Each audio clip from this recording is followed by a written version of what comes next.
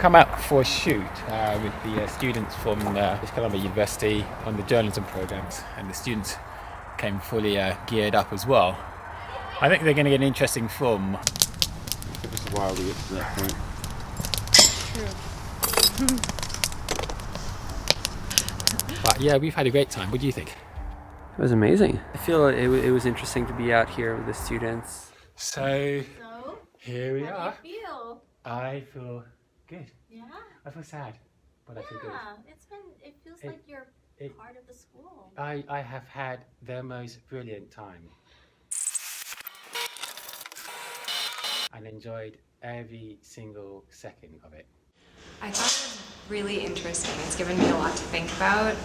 It's a whole different perspective on filming that I've never thought about before. You really made it an experience, though. I was saying to, I forgot I was telling one of my colleagues that we have many visitors, but you really, we set up a schedule for people and you do this and that, but you really gone out and networked and really connected, on your own. That's amazing. You really experienced. We're played. As journalists, we are continually thinking about ways of how we might tell stories. VR lands on our doorstep, we look at it and we try and make sense of it. We go into moral crisis because, oh my God, a new piece of technology. And we immediately think, nice shiny kit, what can we do with it? I tend to say, let's take a step back and go through a thinking process first, which we might be able to apply before the technology might help us. Very interesting and very eye-opening, and I got to think about the world in a different way. You've done more in 6 weeks than some people have living here. I mean, you've gone to, you lived on residence with some of the greatest students here at Green College. This is Can you do us a favor? Can you just get into the bloody car? Because it's starting to rain and it's cold. He's just grumpy old man all the time. Yeah. But he's brilliant though. Okay, love you all. Yeah.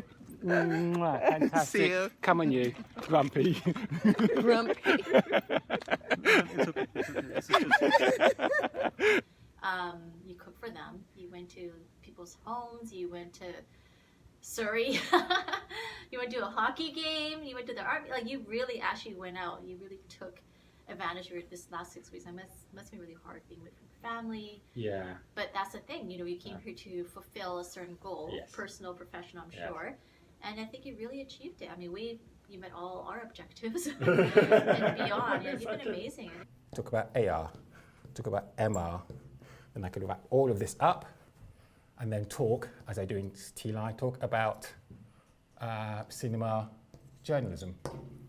Sometimes with other visitors, they set up office hours and, make sure the person's there, but you were always there, so I didn't have to do anything. I was just go upstairs and he's right there. You still have to tell a good story. And you still have to understand narrative plot cinemas, which as journalists we don't do. This is completely alien. If you were a bunch of broadcasters standing here and I started talking to you about the big thinking, what are you talking about? The idea of using cinema in journalism goes way back. It goes to Robert Drew in the 1960s when he talked about cinema verite. It goes to Vertov in the 1930s when they called their documentaries cinema journalism. I appreciated that you also showed us different examples. That was really cool too. I really, really thank you guys. Thank you. Thank you.